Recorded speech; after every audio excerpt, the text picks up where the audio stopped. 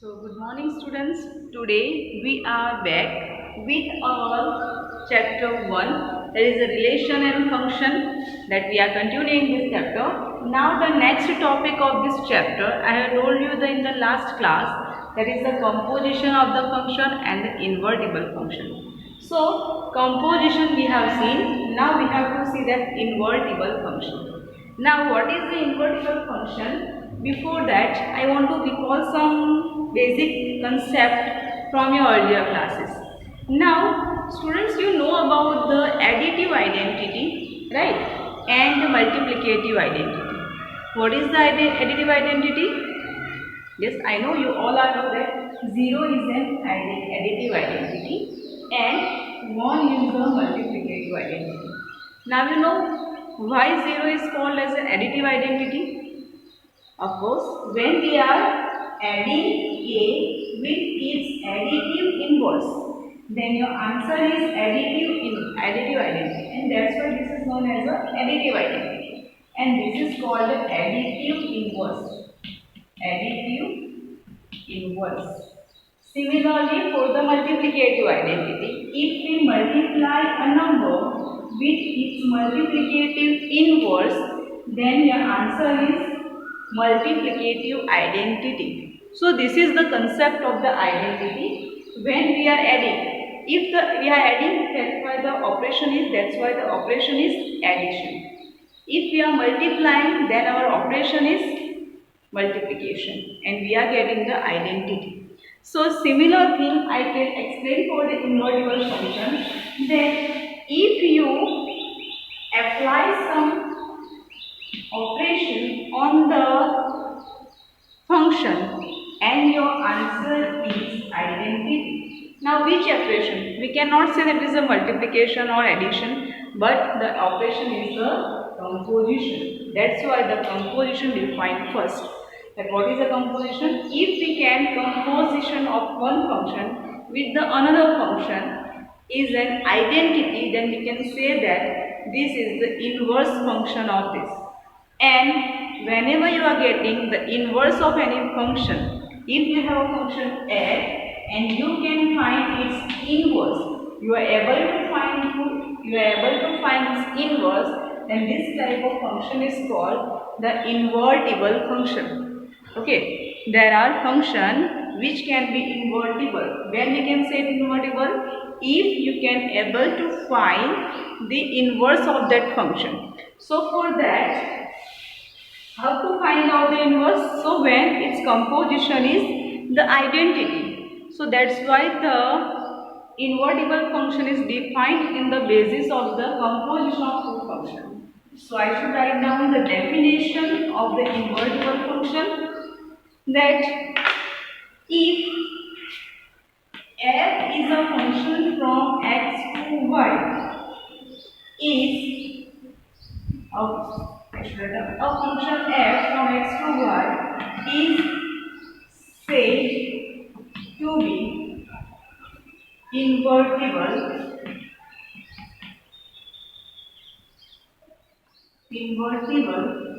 if, when we can say that the function is invertible if there exists another function g which is the reverse of it, or that is a y to x. Your function from x to y, and we are able to find a function from y to x such that composition of these two functions, g composition of f, will give you the identity on x, and f composition of g will give us the identity on y. Then it is said to be the invertible. So now you are clear with the definition. When the function is said to be invertible, if for a function f we can find a function g such that composition gives us the identity. That is, g composition of f is ix, identity on x, and f composition of g is identity on y. Then it is called the invertible function. Now the further is, when we are able to find that g composition of f. Okay, so for this, the next thing also we have, that is the function is invertible. That means if the inverse exists, then it must be followed that it is 1 1 and on. So here we should write down a note on this. If a function f from x to y is invertible,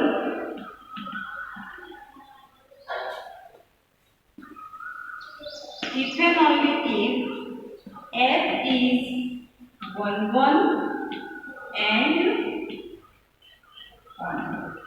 Okay, so this we should remember, that a function f from x to y is invertible, then f must be 1 1 and onto.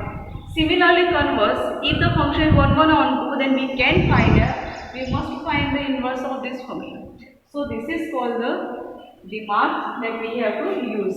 Okay, so now this definition you can note down and the remark or the notes in your notebook. So this is the definition of invertible function. So now let me see some question based on this definition.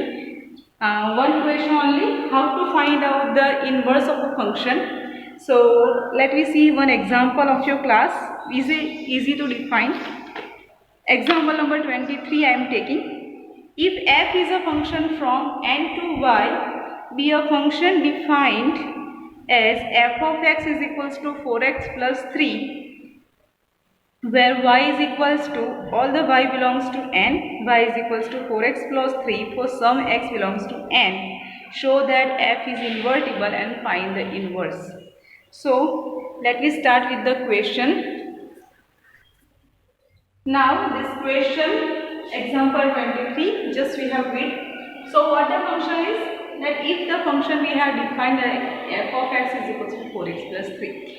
Now question is that when find the inverse of this function, show that it is an invertible function, and if it is invertible then find the inverse.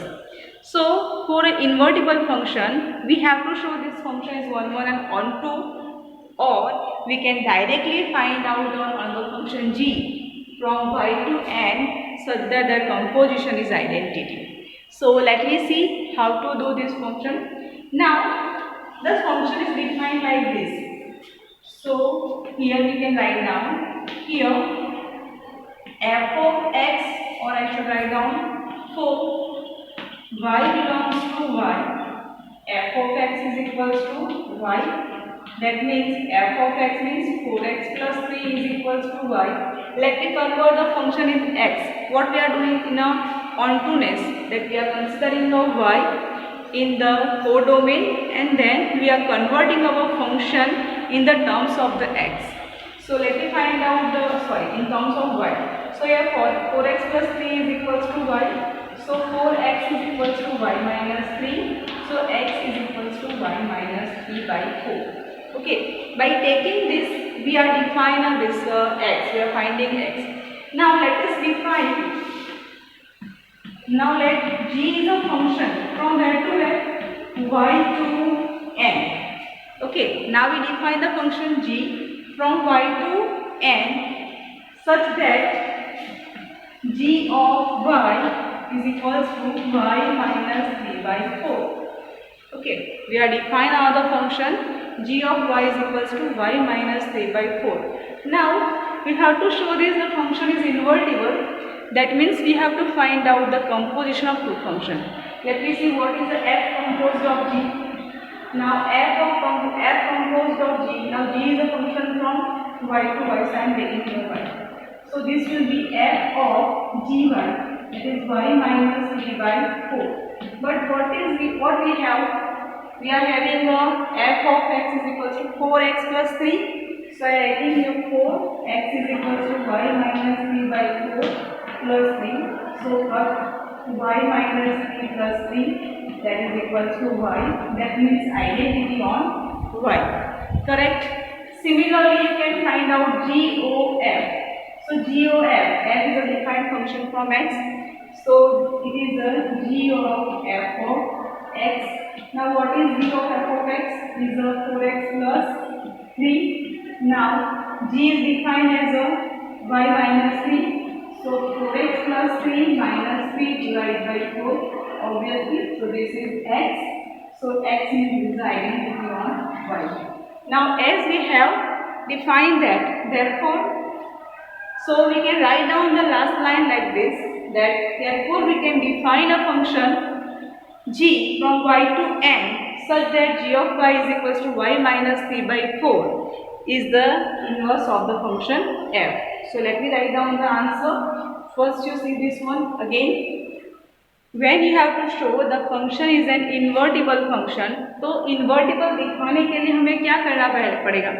पहले तो हमारा जो function है f of x, so f of x is equals to y, जो हम on to prove करने के लिए प्रोसीजर करते हैं सेम. तो हम क्या करेंगे? We are taking one y from the y such that f of x is equals to y. Now f of x की वैल्यू क्या है? 4x plus 3. Now convert your term in the terms of x. Okay, जब हम function define करें तो है converting x in the terms of y. So x is equals to y minus 3 by 4. Now whatever expression you are getting here, that you can take as a g. So now we are defining g. Now g is a function from inverse of it, that means y to n, such that g of y is equals to y minus 3 by 4. Now जब हम इस तरह से function define कर रहे हैं, now the next process is we have to show that f composed of g and g composed of f is identity. So अगर हमारे पास f और g का डेफिनेशन है, then obviously we will show f composed of g. So you can see f composed of g of y, just apply.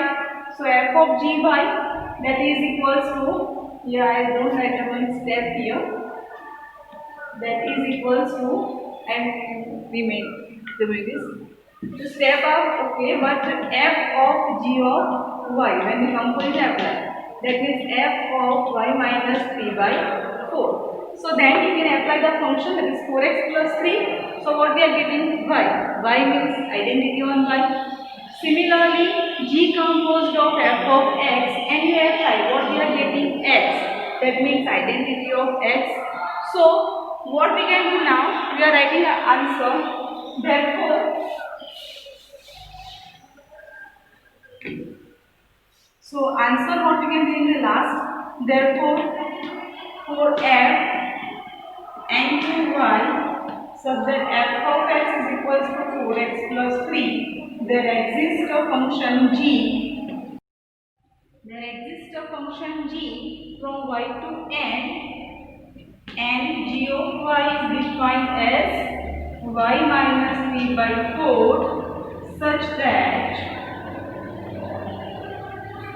f composed of g is identity on y, and f composed of and g composed of f is identity on x. Therefore f is invertible function and f inverse is equals to g. So this is the answer of our question. Now you understood, student? This type of question can be asked in your board exam. Like that you have to prove that, show that f is invertible. So when we have to show that f is invertible, two things we can do. First you can show f is a 1 1 and onto, and then you can write down directly f is 1 1 onto, therefore f is invertible. Okay. The second thing we are doing this, that first using the function f, you just try to convert your x in the terms of y and define this y as a g of y. Okay, and when you define g of y, so then show that it's a composition. If you getting a composition as an identity, that means your function is a invertible. Okay, and then in the last you can write down therefore the function is invertible, and f inverse is the function g which we have defined. So with this, the question number example 23, and I think you should now clear with the invertible function. What is the invertible function and how to prove? The next examples we can see in the next class, but the next topic we are taking, that is two theorem we are having, theorem 1 and theorem 2, that is on the composition of the functions. So So let me write down that theorem 1. You can take it as a note. So I am writing here its proof. So theorem 1. In the notes you can write down the theorem 1. Now what is the theorem 1? If for a function, if f is a function from x to y, g is a function from y to z, and h is a function from z to s. As a function from z to s, then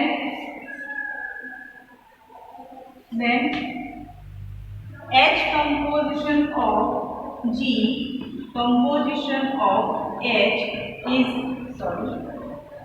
g with the f is h composition of g composition of f. So this is the things we are having that we are going to prove. This is a theorem 1. So you can note down in the theorem 1. So let me see the proof of this. How to prove that is. So let me start with it. We are taking from LHS and RHS. So what is our LHS? H composed of G composed of F. Now F is defined from X to Y. So on X. So what is the composition we have? That if G composition of F of X, that means this composition we are not considering G of F of X. So this will give us H composed of G of F of X. G of F of X. That is equals to, now this is one element we have and this is the element we have and the function applied on this is H of G of F of X.